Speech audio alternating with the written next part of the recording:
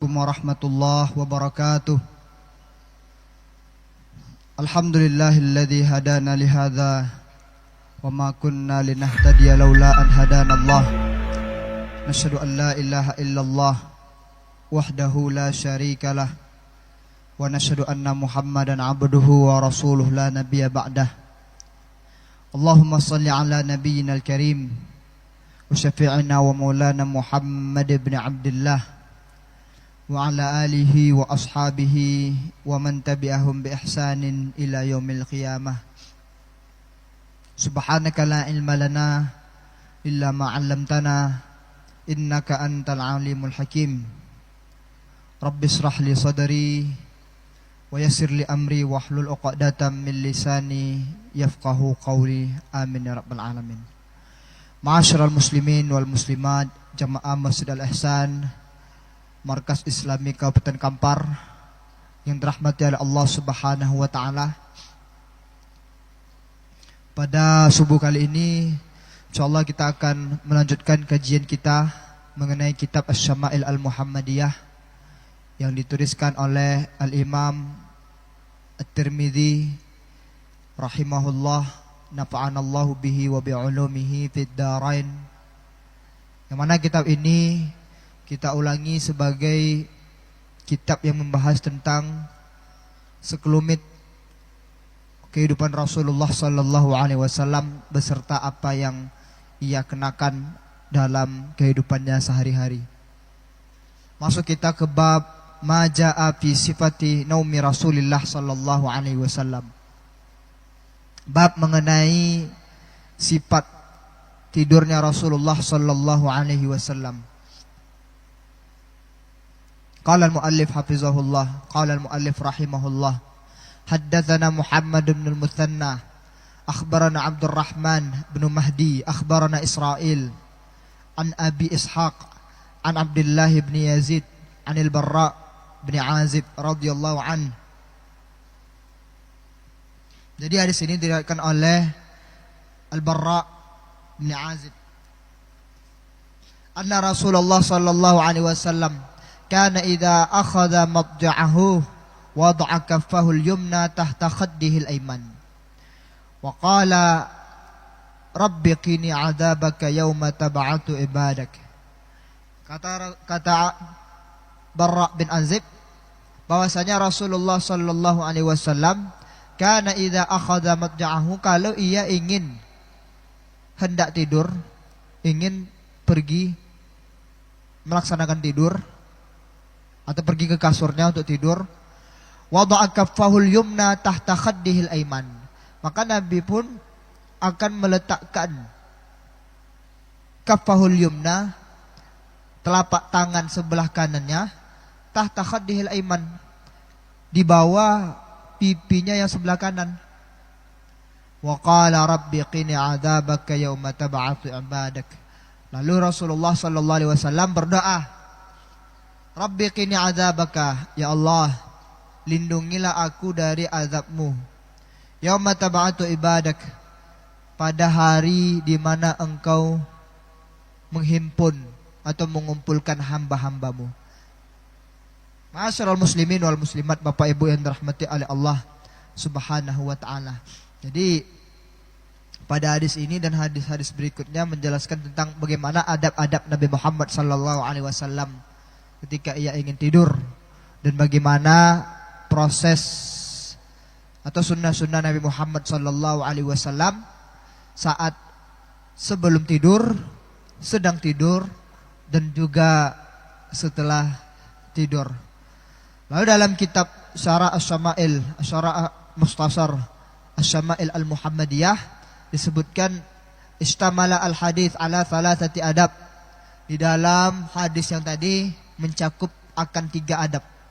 Yustahabbu fi'luha indama ya'wil muslim ila firashihi lin-naum.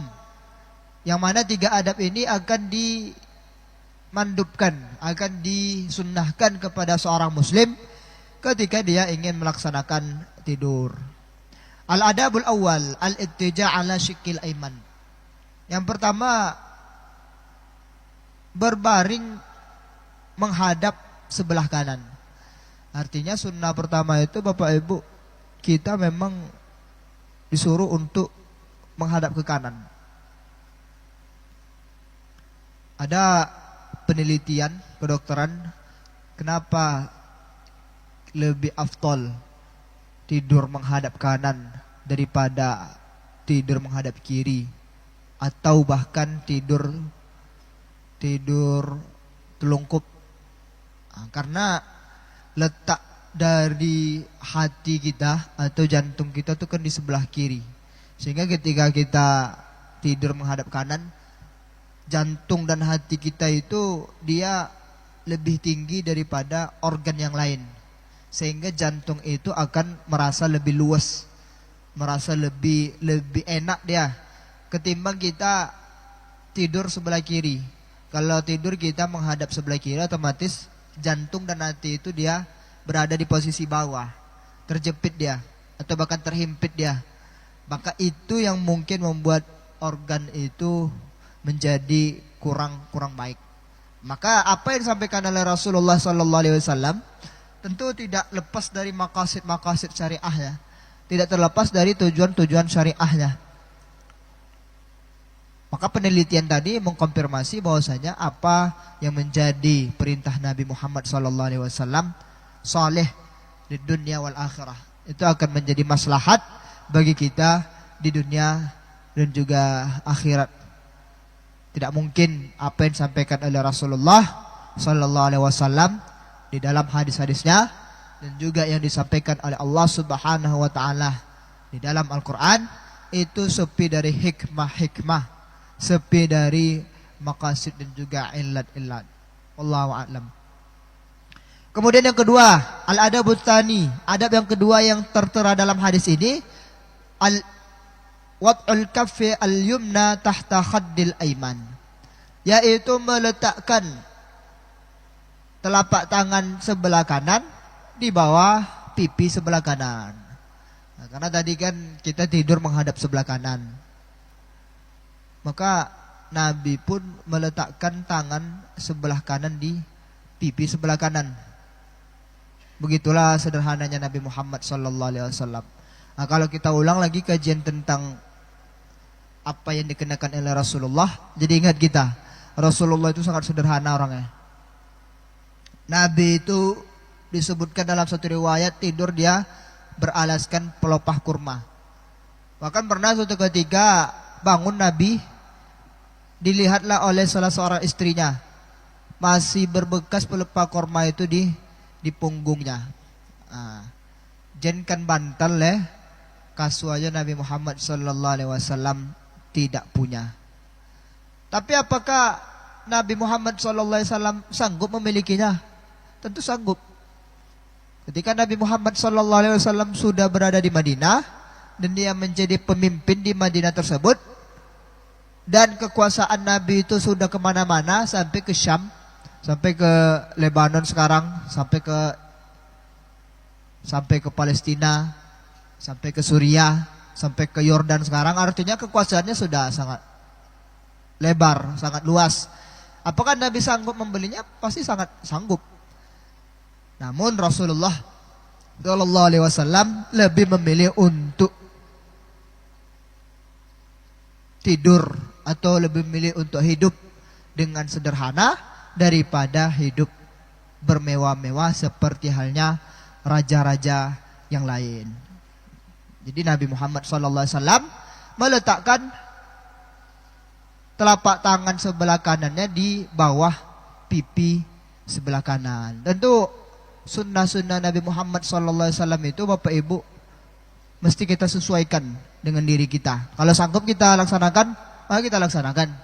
Kalau tidak sanggup kita, maka apalagi kalau ada mudarat dari diri kita kalau kita melakukannya, maka tidak perlu kita laksanakan. Kayak permasalahan tadi misalnya, kadang ada orang tidur dia di atas anggota tubuh dia, nanti kesemutan dia, sepocongnya bersawak. Lah boleh lama tidurnya berjam-jam. Sementara tangan kanan dia terhimpit oleh muka dia, itu bisa jadi lama kesemutannya. yang mana dia tadi ingin mendapatkan sunnah Nabi Muhammad sallallahu alaihi wasallam, maka dia merasa keram dia. Nah, tentu disesuaikan dengan pribadi kita masing-masing. Tapi ada juga orang-orang yang memang suka dia mengikuti sunnah Nabi, bahkan di hal-hal yang detail. Dia akan berusaha sesanggup mungkin untuk melaksanakan apa yang menjadi kebiasaan Nabi Muhammad sallallahu alaihi wasallam. Maka kita sesuaikan. Sama seperti misalnya Nabi itu suka dengan kucing. Nabi itu suka memelihara kucing. Lalu apakah wajib bagi kita untuk memelihara kucing? Tentu tidak. Karena itu sesuai dengan jibiliyah Nabi, sesuai dengan karakter Nabi Muhammad sallallahu alaihi wasallam. Kadang ada orang dia alergi dengan bulu-bulu kucing. Kemudian dia baca hadis-hadis tentang keutamaan memelihara kucing. Dia paksakan juga bagi diri dia memelihara kucing, sementara dia benar-benar merasakan alergi, bersin-bersin dia terus. Maka bukan sesuatu yang baik kembali kepada dirinya, malah menjadi mudarat. Bukannya dia menjadi sehat, tapi dia menjadi sakit-sakitan karena dia suka bersin-bersin dengan adanya kucing-kucing tadi yang berada di sekitarnya. Makanya lagi-lagi yang menjadi kesunahan Nabi Muhammad SAW, terutama dalam hal-hal yang berkaitan dengan kesehatan kita, mestilah kita cocokkan atau kita sesuaikan. Kemudian yang ketiga, Bapak Ibu yang dirahmati oleh Allah Subhanahu wa taala, ayyaqula qabla naum. Adab yang ketiga adalah mengucapkan doa sebelum tidur. Rabbi qini adzabaka yauma tab'atu ibadak. Ya Allah, lindungilah aku dari azab-azabmu di hari engkau itu memanggil, di hari engkau itu mengumpulkan hamba-hambamu. Dan tentu banyak lagi doa-doa yang diajarkan oleh Rasulullah sallallahu alaihi wasallam di dalam kitab-kitab hadis yang sudah dihimpun oleh para ulama. Ada doa lain, Allahumma bismika amutu wa ahya. Doa ini sudah menjadi doa yang sangat populer di tengah-tengah kita bersama. Kita ada juga yang baca bismika Allahumma ahya wa bismika amut, atau dibalikkannya bismika Allahumma amutu wa bismika ahya. Artinya substansinya juga sama. Bagaimana Nabi Muhammad SAW itu mengajarkan kepada kita doa sebelum tidur. Bismika Allahumma ahya wa amut. Dengan nama Allah, aku itu hidup dan aku itu mati. Sehingga setiap hari itu Bapak Ibu, sebelum kita tidur, kita akan merefresh otak kita bahwasanya kita itu adalah hamba Allah. Kalau kita sudah mengakui kita adalah hamba Allah, maka kita akan kembali pada fitrah kita. Wa ma khalaqatul jinna wal insa illa liya'budun. Allah itu tidak akan menciptakan manusia dan juga jin kecuali untuk beribadah kepada Allah Subhanahu wa taala. Kita baca terus setiap malam dan tentu kita pahami artinya. Maka besoknya ketika kita akan bangun tidur, kita akan kembali dengan setelan baca itu tadi. Saya adalah hamba Allah.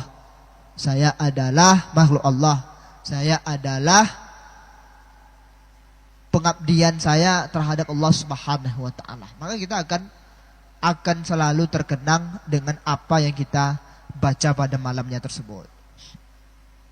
Kemudian ada lagi doa panjang yang dibaca oleh Nabi Muhammad sallallahu alaihi wasallam yang juga merupakan doa yang ma'thur, disebutkan dalam kitab Sahih Bukhari.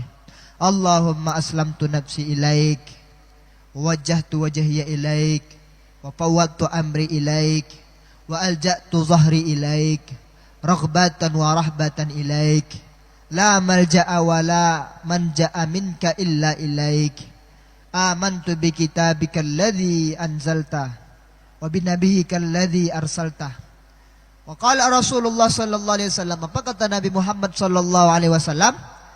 Man qalahunna thumma mat tahtahu lailatahu mata alal fitrah. Siapa yang dia mati sementara sebelum dia mati dia tidur tersebut, sebelumnya dia membaca doa yang tadi, mata 'alal fitrah, maka dia akan dianggap mati atas fitrahnya dia. Kalau ada orang mati dikembalikan kepada fitrah, maka dia tentu akan dihapuskan dosa-dosanya di sisi Allah Subhanahu wa ta'ala. Semoga kita dimatikan oleh Allah Subhanahu wa ta'ala dalam keadaan terbaik dan dalam keadaan husnul khatimah. Kemudian ma'asyiral muslimin wal muslimat, Bapak Ibu yang dirahmati oleh Allah Subhanahu wa ta'ala, hadis selanjutnya, wa thabata an Aisyah radhiyallahu anhuma anna Nabiyya sallallahu alaihi wasallam kana idza awa ila firashihi kulla lailatin jama'a kaffaihi, bahwasanya Nabi Muhammad sallallahu alaihi wasallam kalau dia ingin tidur maka dia pun mengumpulkan telapak tangannya. Tsumma nafatha fihima, lalu Nabi Muhammad sallallahu alaihi wasallam pun menghembuskan di antara keduanya. Faqara fihima, lalu Nabi Muhammad sallallahu alaihi wasallam pun membaca pada keduanya itu, qul huwallahu ahad, sampai terakhir.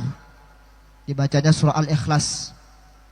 Wa qul a'udzu birabbil falaq, dibaca pula surah Al-Falaq sampai berakhir.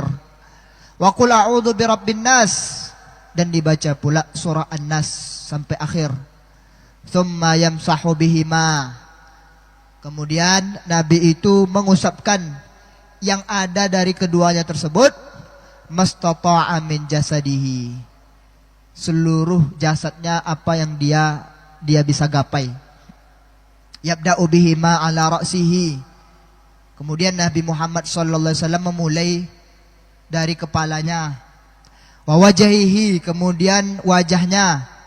Wa ma aqbala min jasadihi yaf'alu dzalik, kemudian apa yang bisa ia gapai dari jasad dia, salasa marrat, dia lakukan itu sebanyak 3 kali. Nah, maka ini yang terakhir Bapak Ibu yang dirahmati oleh Allah Subhanahu wa taala, sunnah Nabi sebelum ia tidur dia akan melakukan sebuah ritual atau sebuah ibadah.